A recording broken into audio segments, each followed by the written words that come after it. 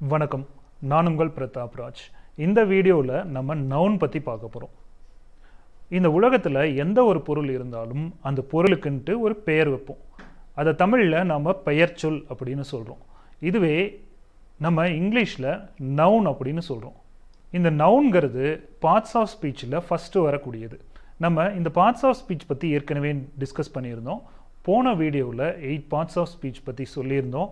இதை நீங்கள் பார்க்கல அப்படின்னா ஐகார்டில் நான் ஃபெச் பண்ணுறேன், அதை போய் பார்த்துட்டு இந்த வீடியோவுக்கு வாங்க, ரொம்ப யூஸ்ஃபுல்லாக இருக்கும்.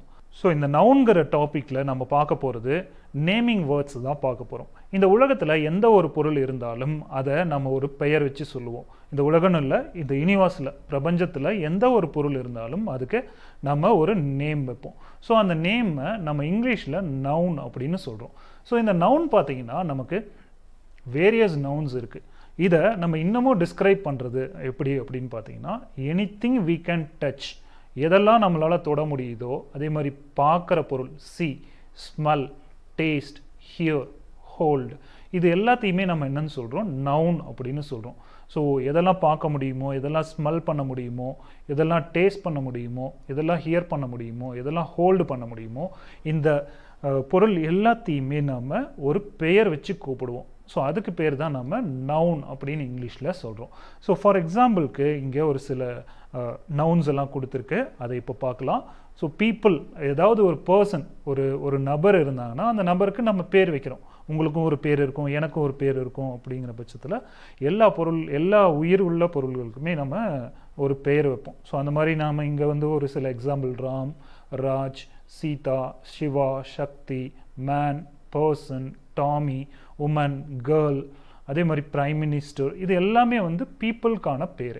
அதே மாதிரி பிளேசஸ்க்குன்ட்டு ஒரு சில பேர் இருக்கும் இல்லையா, ஒவ்வொரு இடத்துக்கும் ஒவ்வொரு பேர் இருக்கும். அதே மாதிரி Bangalore, India, Mexico, North Pole, South Africa, இந்த மாதிரி கிளாஸ் ரூம், பெட்ரூம், இதெல்லாம் பார்த்தீங்கன்னா ஒரு பிளேஸ்க்கான பேர்.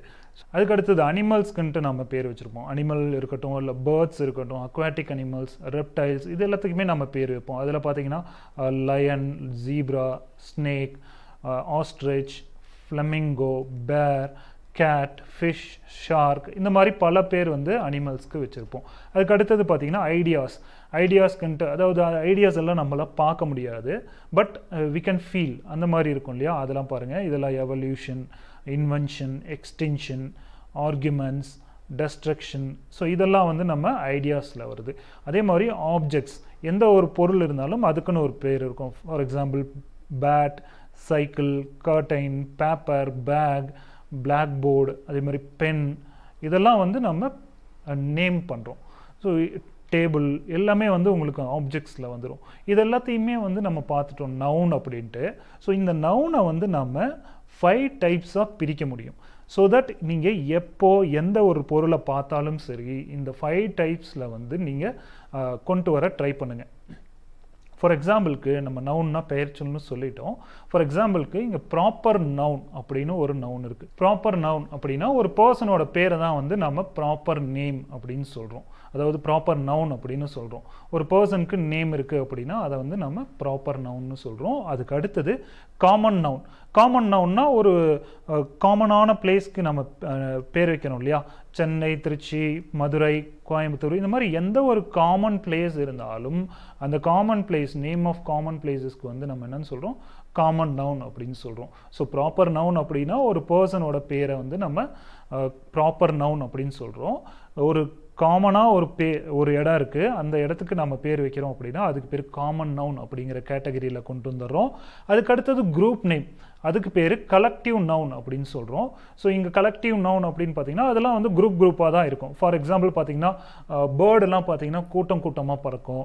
ஸோ அதை ஃப்ளாக்ஸ்ன்னு சொல்லுவோம். அதே மாதிரி ஆர்மியில் சிங்கிளாக இருக்க மாட்டாங்க, கூட்டமாக தானே இருப்பாங்க. ஹர்டு, அதே மாதிரி ஆடு மந்தையாக தான் இருக்கும். அப்புறம் கமிட்டி அப்படிங்கிற ஒரு மெம்பர்ஸ் இருப்பாங்க இல்லையா, அவங்களாம் கூட்டமாக தான் இருப்பாங்க. க்ரௌட், அசம்பிளி, அசோசியேஷன், டீம், இதெல்லாம் பார்த்தீங்கன்னா ஒரு குரூப்பாக தான் இருக்கும். அதுக்கு பேர் கலெக்டிவ் நவுன் அப்படின்னு சொல்கிறோம். அதுக்கு அடுத்தது பார்த்தீங்கன்னா மெட்டீரியல்.